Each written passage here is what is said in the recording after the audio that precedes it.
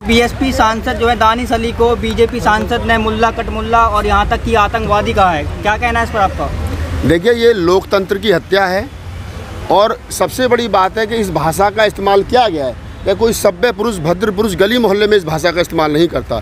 अगर हम लोग गली में हमारे सामने वाले से, पड़ोसी से अगर हमारी लड़ाई हो जाए तो मेरे जैसा व्यक्ति, मेरे सामने अगर कोई मुसलमान रहता है, मेरी गली में कोई मुसलमान रहता है, तो मैं शायद उसके लिए इन शब्दों का प्रयोग नहीं कर सकूं। लोकतंत्र में ऐसे ऐसे लोग, ऐसे जिनकी ऐसी भाषा है, गैर संवैधानिक, गैर पार्लियामेंट्री जिन लोगों की भाषा है, जो अपने साथी सांसद को, एक सांसद को चुनने में 20 लाख लोग वोट करते हैं। औसत एक लोकसभा क्षेत्र में 20 लाख लोग वोट होते हैं और जब 70% वोट होता है तो लगभग 14 लाख लोग वोटिंग करते हैं। उन 14 लाख लोगों के द्वारा चुने हुए, उन 20 लाख लोगों के द्वारा चुने हुए प्रतिनिधित्व को पार्लियामेंट के अंदर, नए संसद भवन के अंदर इस प्रकार एक मुस्लिम सांसद को गाली देना, मुल्ला कटमुल्ला आतंकवादी, इसको बाहर निकालो, फेंक।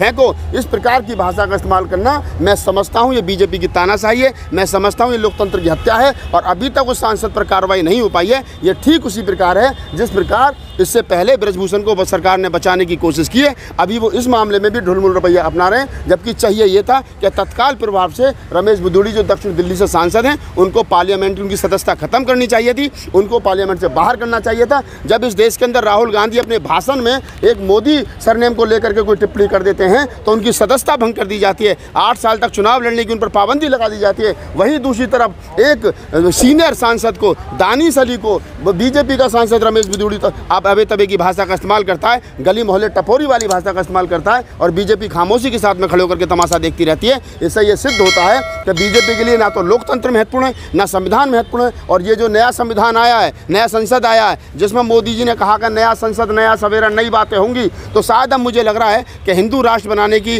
अग्रसर ये लोग हो रहे हैं। इसी प्रकार मुसलमानों को इस प्रकार से टारगेट किया जा रहा है। वो दिन दूर नहीं कि जब आपसे पहले रोड पर मॉब लिंचिंग होती थी, अब पार्लियामेंट के अंदर भी अगर मॉब लिंचिंग होने लगे तो कोई बहुत बड़ी बात नहीं है। एक तरफ देखा जाता है कि विपक्ष अगर सवाल करता है तो उनका सदस्यता रद्द कर दी जाती है। यहाँ सत्ता में सत्ताधीन है वो सांसद जी, उन पर कोई कार्रवाई नहीं हुई।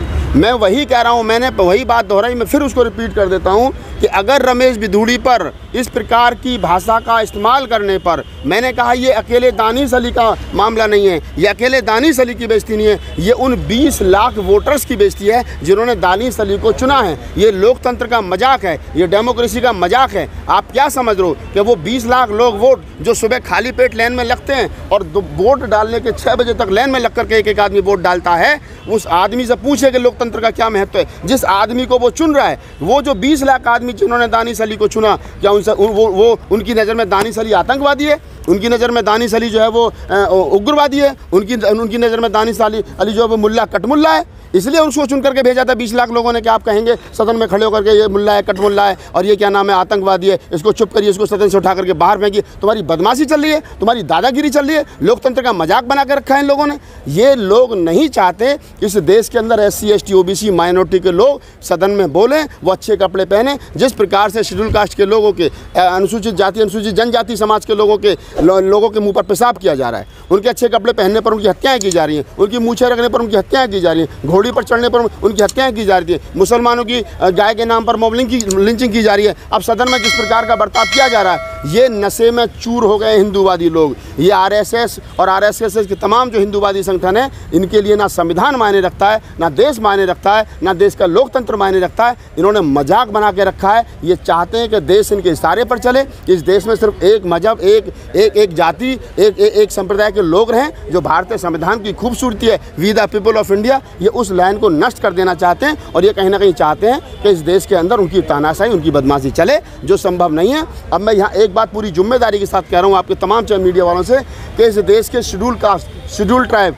OBC माइनॉरिटी को समझ लेना चाहिए कि देश के अंदर जो वर्तमान सरकार रूल कर रही है, जो अब 2024 में चुनाव होने वाला है, तुम्हारी गर्दन दबा रखी है उन लोगों ने। ये लोग मोदी जी की आंख के नीचे बैठ कर के, भागवत जी की बगल के नीचे बैठ करके जो देश भर में रूल कर रहे हैं, जो सरकार चला रहे हैं, इनके नुमाइंदे तुम्हें आतंकवादी, भगोड़ा और क्या नाम है तमाम अपशब्दों का प्रयोग करते हैं सदन में, और प्रधानमंत्री जी का एक ट्वीट तक नहीं आता है, जबकि एक खिलाड़ी गाड़ी की उंगली में चोट लग जाए तो प्रधानमंत्री जी को रात भर नींद नहीं आती है। वहीं दूसरी तरफ एक सम्मानित सांसद को, जिसको 20 लाख लोगों ने वोट डाल करके चुना है, लोकतांत्रिक तरीके से चुन करके आया है, उसको मुल्ला कटमुल्ला, आतंकवादी और तमाम तरीके की भाषाओं का इस्तेमाल किया जाता है। सरकार में बैठे हुए जिम्मेदार लोग नहीं बोलते हैं, तो आप समझ लीजिए कि ये सरकार के इशारे पर हो रहा है। और इस देश के SC ST OBC माइनॉरिटी समाज के लोगों को चाहिए कि वो लामबंद होकर के ऐसी सरकार को उखाड़ फेंकें जो सरकार इस देश के शेड्यूल कास्ट के खिलाफ, शेड्यूल ट्राइब के खिलाफ, मुसलमानों के खिलाफ, अल्पसंख्यकों के खिलाफ, OBC समाज के खिलाफ है। ऐसी सरकार को इस देश के अंदर बने रहने का कोई अधिकार नहीं है। एक तरफ कहते हैं सबका साथ सबका विकास, बीजेपी वाले कहते हैं, और दूसरी तरफ जो